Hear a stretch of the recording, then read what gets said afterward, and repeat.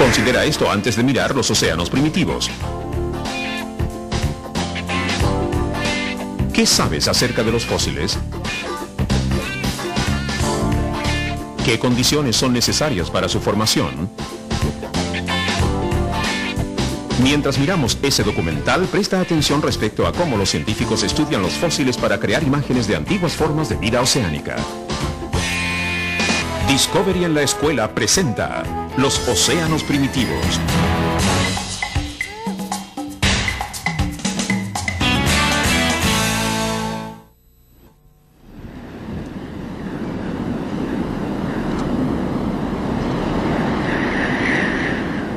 Hace 530 millones de años, mucho antes de la era de los dinosaurios, no existía ninguna criatura viviente sobre la Tierra, ni siquiera una hoja de pasto. La Tierra estaba desierta y yerma, un planeta de rocas y arena.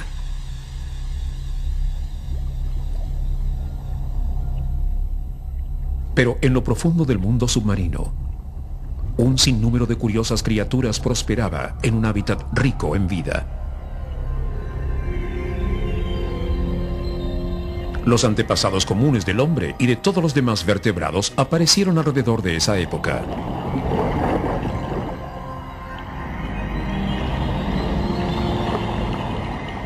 Al igual que otras formas de vida misteriosas y extrañas que ya han desaparecido del planeta.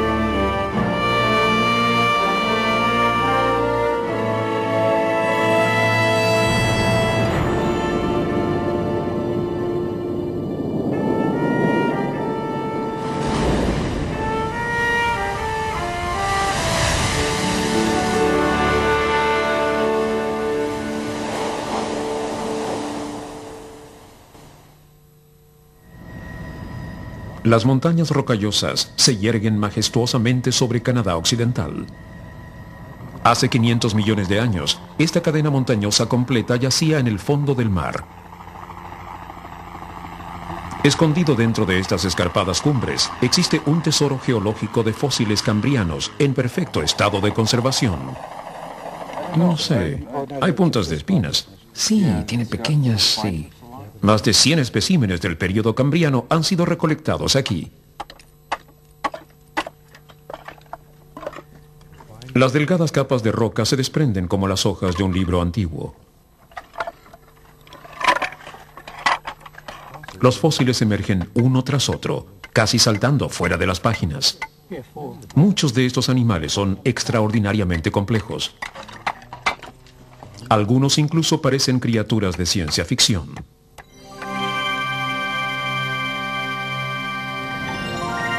El increíble volumen de vida animal conservada en Burgess Shale lo convierten en uno de los lugares más emocionantes del mundo para los cazadores de fósiles. Hasta la fecha, solo una pequeña sección ha sido excavada. En una época, estas escarpadas y altísimas montañas yacían en las profundidades del mar. Hace medio billón de años, los imponentes despeñaderos, que albergaban un mundo de vida primitiva, emergieron desde el fondo marino.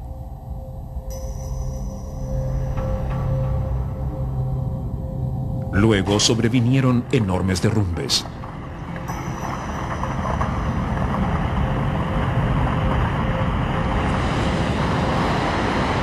En un instante, las moradas de los despeñaderos se convirtieron en cascajos.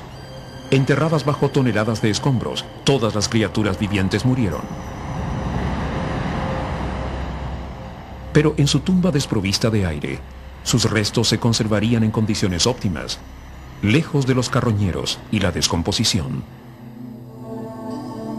Sucesivos derrumbes fueron depositando sedimento, eventualmente formando lo que actualmente se conoce como Burgess Shale. Paleontólogos de todo el mundo visitan este lugar, esperando ser los próximos en escarbar su rico tesoro de historia cambriana.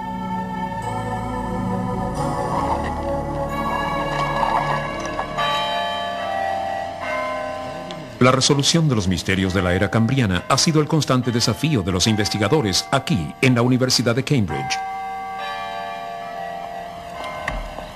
Una sola mirada a los prístinos fósiles de Burgess Shale a principios de la década de los 70 bastó para encender la imaginación del Dr. Harry Whittington. Él decidió lanzar un estudio a gran escala de las enigmáticas criaturas cambrianas. Este fue uno de los fósiles que lo fascinaron.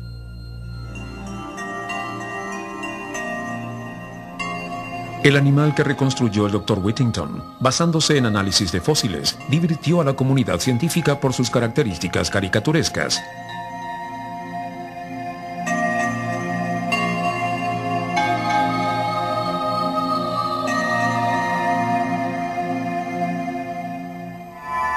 Resucitado después de más de medio billón de años de extinción, este extraño organismo fue denominado Opavinia. Una por una, otras formas primitivas de vida descubiertas en Burgess Shale fueron reconstruidas por el Dr. Whittington y su equipo de investigadores. Debido a su extraña apariencia, esta criatura fue llamada Alucigenia. Con tantas púas sobresaliendo de su delgado cuerpo, es difícil saber cuál es el extremo superior. El Nectocaris aparenta ser una fusión de dos animales diferentes. Su cabeza se asemeja a un camarón y su cuerpo al de un pez. El Dinomischus se parece a una flor, pero en realidad es un animal y no una planta. El Odontogryphis posee pequeñas protuberancias que parecen dientes alrededor de su boca. Su nombre literalmente significa misterio con dientes. En un tiempo se pensó que la fauna cambriana se componía de pequeñas criaturas con poca diversidad. Pero el Dr. Whittington y su equipo demostraron lo contrario. Esas formas de vida ya exhibían estructuras complejas y una rica variedad de formas y diseños. Entre ellas había criaturas tan únicas que al principio desafiaron cualquier clasificación biológica. 10.000 nuevas especies se desarrollaron durante esa era.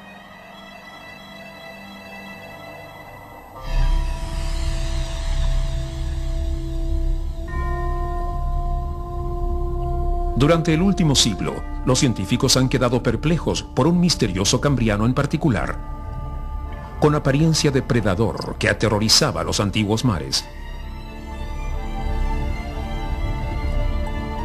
Incluso los trilobitos de caparazón dura como este no estaban libres de ser atacados. La cicatriz en forma de W sin duda fue provocada por un animal grande con dientes muy afilados. Pero no se había encontrado ningún fósil de tal monstruo. Es decir, no hasta 1982, cuando el Dr. Whittington se topó con algo interesante mientras revisaba su colección de fósiles. La silueta de este fósil parecía la del cuerpo de algún animal, pero era difícil saber de cuál. Formaba parte del fósil una vez denominado Medusa. En el costado inferior izquierdo, la huella se asemejaba a la punta de un crustáceo antiguo. Estos tres especímenes, identificados como organismos diferentes, podrían ser partes de un solo animal, conjeturó el Dr. Whittington. El fósil tipo Medusa podría ser la boca, y la cola tipo camarón otro apéndice. Al fin, en 1991, el fósil Anomalocaris, descubierto en Burgess Shale, confirmó la teoría del Dr. Whittington. Este fósil claramente mostraba dos poderosos brazos naciendo de la cabeza, tal como Whittington imaginaba, y ojos en la base de estas protuberancias espinosas. Otro fósil que se encontró mostraba claramente un segmento tipo cola.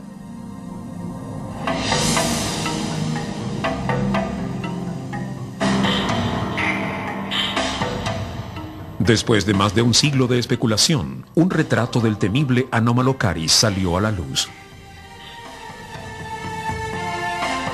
Con 60 centímetros de largo y flanqueado por 14 pares de aletas sobrepuestas, el Anomalocaris era la criatura más grande del período cambriano. La evolución de cazadores furtivos tales como el Anomalocaris puede haber sido un factor que contribuyó a la así denominada explosión cambriana. La lucha por sobrevivir, bajo el lema de comer o ser comido, gatilló la diversidad estructural. Los 5 ojos encima de la cabeza del Opavinia probablemente eran más útiles para evadir a los predadores que para buscar alimento. Para protegerse a sí mismos y a su descendencia, las criaturas del período cambriano se probaron todos los disfraces anatómicos posibles. Y pocos de estos diseños, incluyendo al formidable Anomalocaris, sobrevivirían. De toda la vida marina depredada por el Anomalocaris, la picaya, una diminuta criatura tipo lombriz, de alguna forma se salvó de la extinción.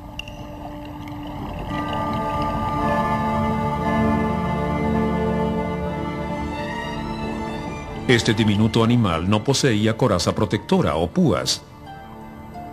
Pero en el período cambriano, una parte de su diseño fue absolutamente única.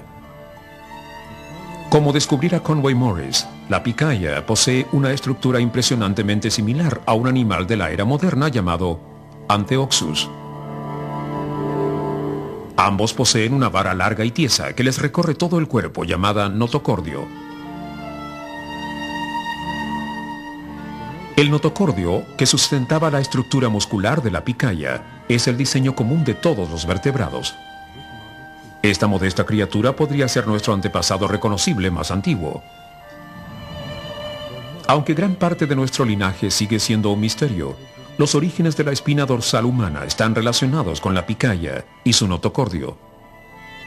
Unos pocos cambios producirían una gran diversidad.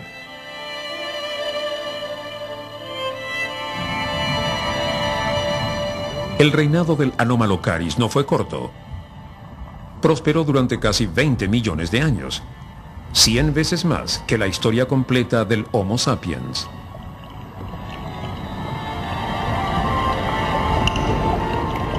Pero en la lotería evolutiva, la humilde picaya fue la que logró sobrevivir, engendrando crías que eventualmente poblarían los mares, la tierra y los cielos.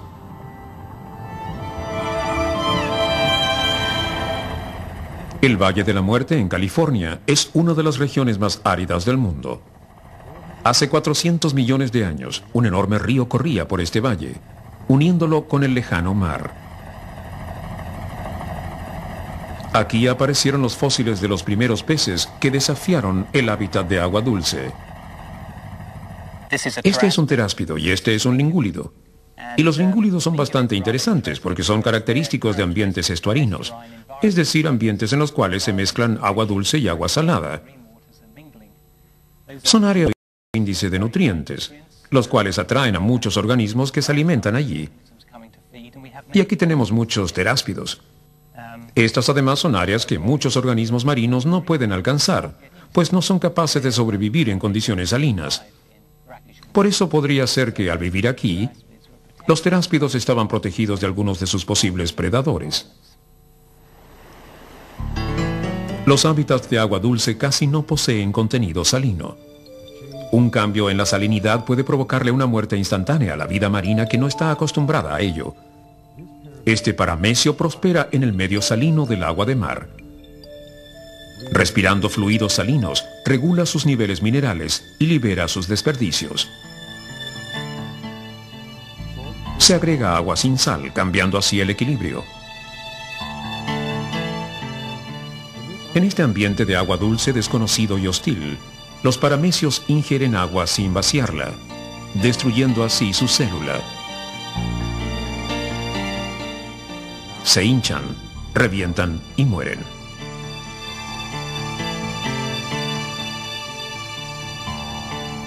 El teráspido mide unos 20 centímetros de largo. Su cabeza está cubierta por una armadura ósea resistente y su cuerpo por escamas primitivas. A diferencia del paramesio, el teráspido logró ambientarse a este nuevo hábitat de agua dulce, utilizando un poco de bioingeniería creativa.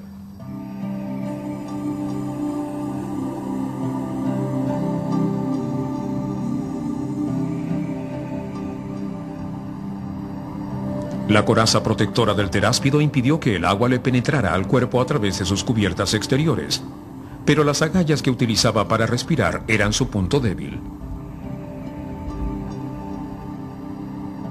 Para equilibrar su sistema, el teráspido desarrolló un riñón con el poder suficiente como para expulsar el agua extraña de su flujo sanguíneo.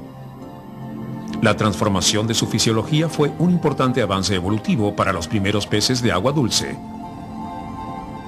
Pero ese solo fue un primer paso. Hasta ahora ellos eran peces con dermatoesqueletos resistentes, pero ninguno poseía huesos duros dentro del cuerpo. El Carolepas, la primera criatura con espina dorsal, apareció hace 390 millones de años. Los peces actuales más comunes con espinas son sus descendientes directos.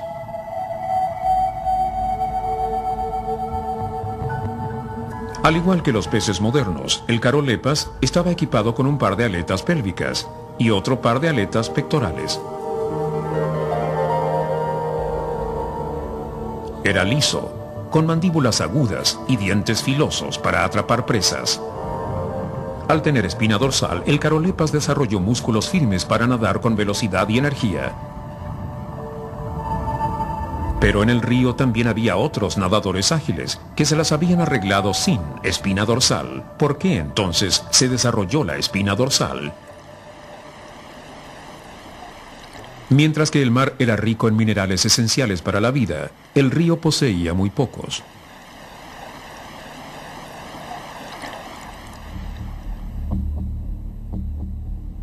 Este es tejido cardíaco. Trabajando al unísono, estas células permiten que el corazón bombee sangre hacia todo el cuerpo.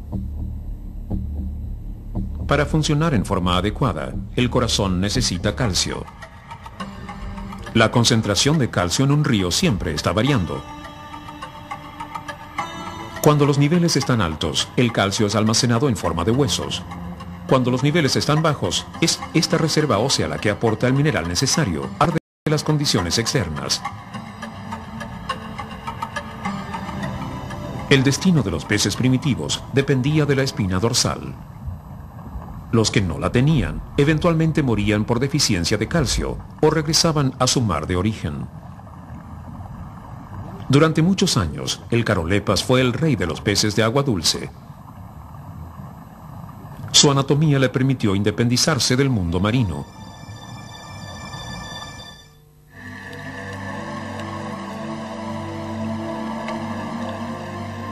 Otro pez con espina dorsal apareció en el río aproximadamente en la misma época que el Carolepas. Fue denominado Usetenopteron y vivía en el fondo del río. El Usetenopteron no era un nadador eficiente como los demás peces, pero se aseguró un nicho evolutivo gracias a sus poderosas aletas óseas que lo ayudaban a moverse a través de la maleza del río. Este pez era un cazador furtivo, listo para la acción. El hábitat del Usetenopteron le modeló su inusual estructura ósea, la que un día permitiría la evolución de animales terrestres.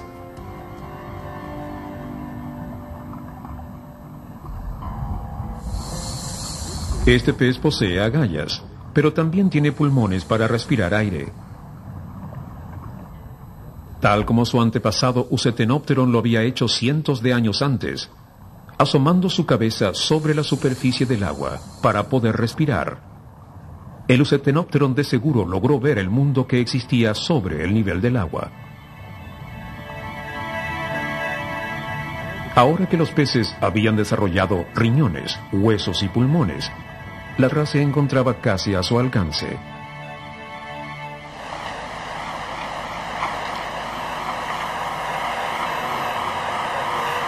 La primera criatura de 4 patas apareció 10 millones de años después del Usetenopteron, y sus restos fueron descubiertos en un bosque de Escocia.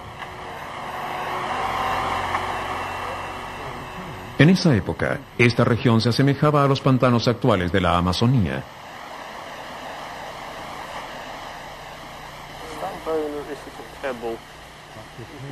El doctor Per Erik Alberg, del Museo Británico de Historia Natural, ha estado estudiando los tetrápodos más antiguos. Él está intentando descubrir cómo y por qué las extremidades evolucionaron desde las aletas.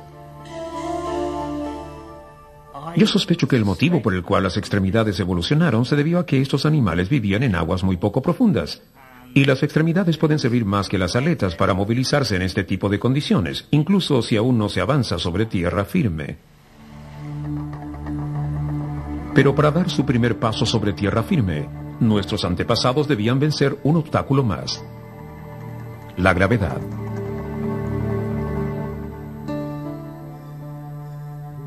Este es el Ictiostega, un animal que apareció 10 millones de años después de las primeras criaturas de 4 patas.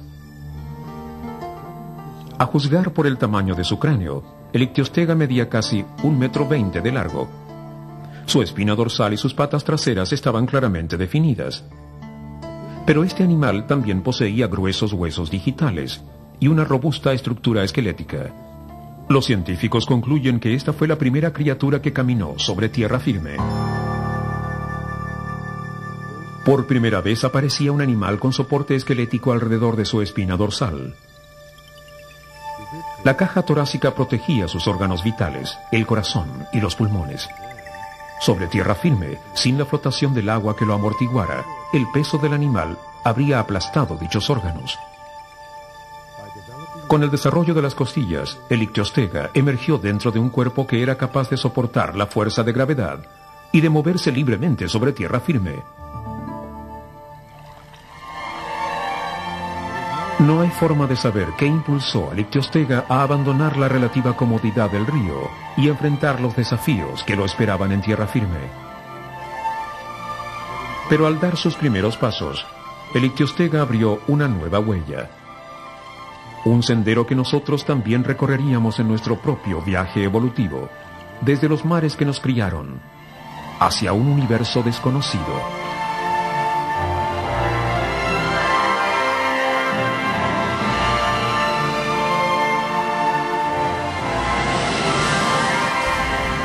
No se vayan. Los océanos primitivos continuará, con recursos, temas de discusión y actividades para la clase a continuación en Discovery en la Escuela.